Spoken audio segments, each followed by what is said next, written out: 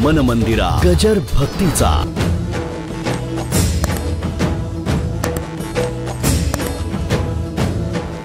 माणसं खूप भेटतात पण जिवलग फार थोडे भेटतात।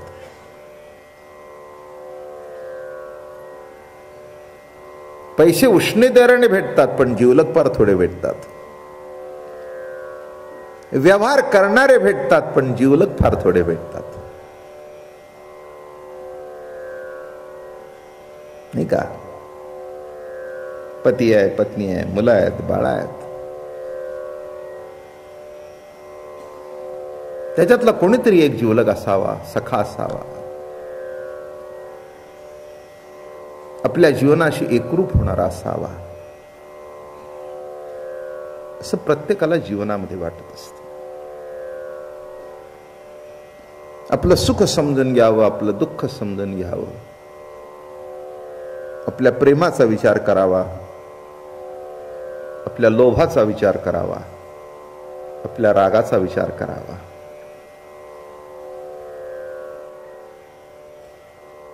ज्याला असं कोणीतरी जीवनामध्ये एक जरी भेटला तरी मनुष्य जन्माची यात्रा सुफळ झाली असं म्हणावं। नाही तर आलं चाललंय माय बाप तरी सरपिण की बोका।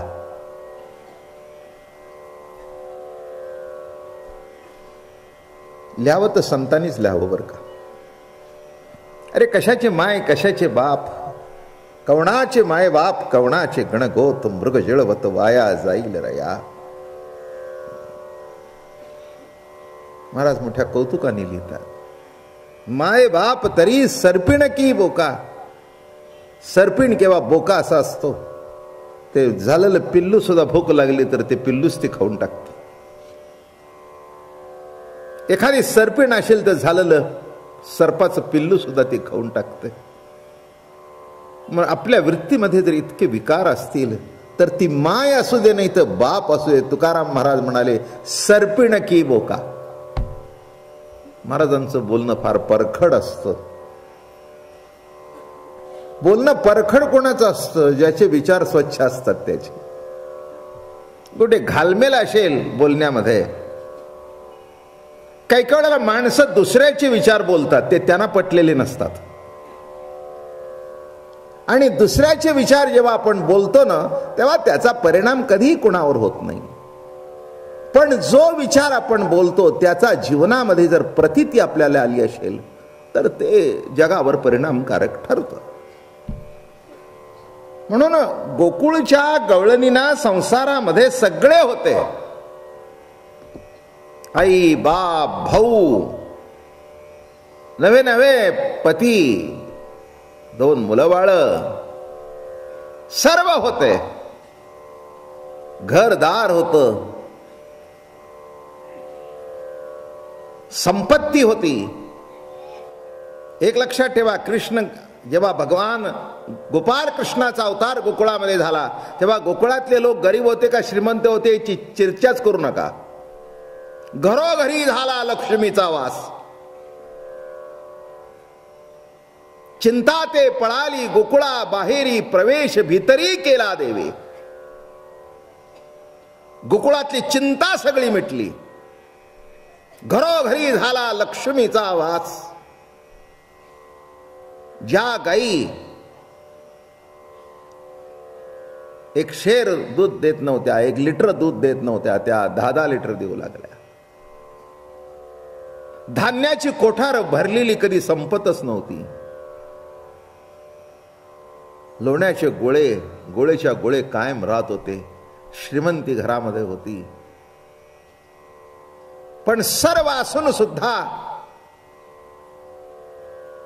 बरं का, अनुकूल संसारातून चित्त प्रभूकडे का जात होतं? तर घरात माणसं होती पण जीवलग श्रीकृष्ण परमात्मा होता। म्हणून कृष्ण चरित्र हे जे इतकं लोकप्रिय झालं, रामाने शबरीची बोरं खाल्ली, राम सहसा कोणाच्या घरी गेला नाही। अयोध्येमध्ये असताना तुम्ही वाचलंय कुठे राम अमक्याच्या घरी गेला, तमक्याच्या घरी गेला, रामाने अमक्या खोड्या केल्या, रामाने अमक्याला त्रास दिला? नाही नाही, तो रामाचा स्वभाव नाही. किंबहुना राम अवताराच्या चौकटीत ते बसतच नाही. म्हणून चौकटीतले अवतार रामापर्यंत परिपूर्ण झाले आणि चौकटी मोडून जो अवतार बाहेर पडला तो कृष्णाचा अवतार. म्हणून लक्षात ठेवा, कृष्णाने चौकट मोडली आणि पांडुरंगाने चौकट मोडली, म्हणून त्याच्या चरणावर जाऊन डोकं ठेवता येतं. बालाजीला सुद्धा शिवता येत नाही. तिरुपती बालाजीला जा, बाकी कुठेही जा, अयोध्येला जा, जेवढी जेवढी मोठी देवस्थान आहेत तिथे जा. जरी बालाजीचा अवतार विष्णूचा असला आणि आणखीन कोणाचा अवतार विष्णूचा असला तरी मोकळा ढाकळा विष्णू उभा आहे पंढरीतच. हे त्याला का शिवता येतं, त्याच्या चरणावर का डोका ठेवता येतं, उराउरी का भेटता येतो? हा लोकदेव आहे. चौकट सोडली, कृष्ण अवतारामध्ये जी तोडली ती परंपरा वारकरी संप्रदायात चालू आहे. म्हणून पांडुरंगा करता माणसं चालत जातात, भजन करत जातात बर का. विठ्ठल माझी माय. इतर कोणत्या देवाबद्दल असा अभंग केलाय तो सांगा की अमका देव माझी माय आहे, अमका देव माझा बाप आहे. देव वाटतो पण माय वाटत नाही. कृष्ण माझी माता आहे. तीच परंपरा पुढे चालत आल्या कारणाने विठ्ठल माय वाटते, विठ्ठल बाप वाटतो, विठ्ठल चुलता वाटतो, विठ्ठल बंधू वाटतो. हे सगळी नाती. आणि जनाबाई सारखी असेल तर तिला असं वाटतं याला शिव्या द्याव्या. काय ती जनाबाईची शिव्या ऐकताना मी म्हटलं अशीच आमची पांडुरंगाची गाठ पडली नाही. गाठ पडलेलीच आहे, खटलेली नाही कधी. पडली म्हणून तर तुम्ही रोज येताय, नाही तर आमच्याकडे कोण येतो? मी म्हटलं पांडुरंगा काय ती जनाबाईचं ती काय काय तुझी ती काही जी नाव आहे ती विष्णू सहस्त्रनामातली आहेत का रे? अरे विठ्या मूळ माईच्या कार्ट्या तुझी रान रंडकी झाली. हा अभंग आहे बरं का, शिव्याने. काय शिवी दिली? अरे आईसाहेब शेजारी होत्या तिथे, त्याही ऐकतायत. आता विचार करा. अरे विठ्या मूळ मी म्हटलं जनाबाई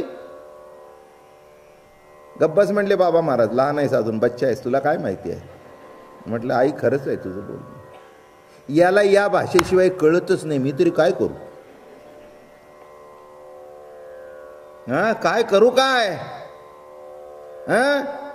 याला मी बोलवलं होतं माझ्याकडे झोपायला रात्रीचंही.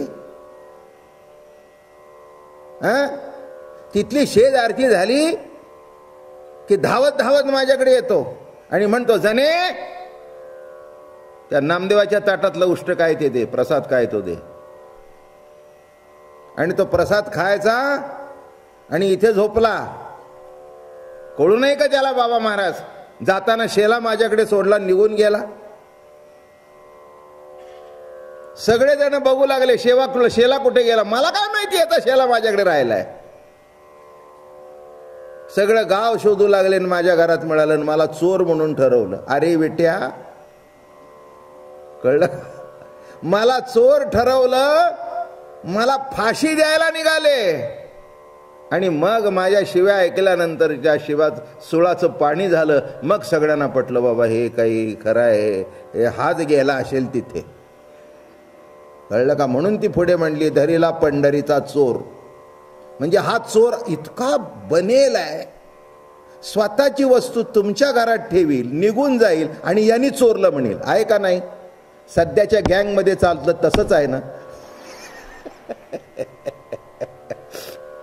काय तुम्ही काळजी करू नका, हे तो ऐकतोय, जवळच बसलाय.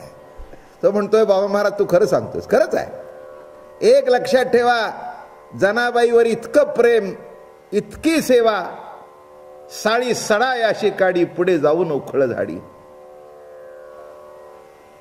साडी सडायला बसली की पुढे जाऊन उखळ झाडावं, काढताना मदत करावी, हाताला फोड यावा. जनाबाईंनी बघावं, पांडुरंगाच्या हाताला फोड आला. त्याने ते हात घेतले, अशी पापी घेतली. हाता आला असे फोड, जणी म्हणे मुसळ सोड. हाता आला असे फोड, जणी म्हणे मुसळ सोड. अरे पांडुरंगा, तुझ्या हाताला फोड आले, सोड रे मुसळ, सोड रे. अगं जणे, बरं वाटतं, बरं वाटतं, तुझी सेवा करून मला बरं वाटतं. जनाबाईला पांडुरंगाच्या रूपाने जीवीचा जिव्हाळा भेटला आणि पांडुरंगाला जनाबाईच्या रूपाने जीवीची जीवलग भेटली. याच कथेचं अनुकरण कृष्ण चरित्रामध्ये आहे. दुसरं काय आहे कृष्ण चरित्रामध्ये?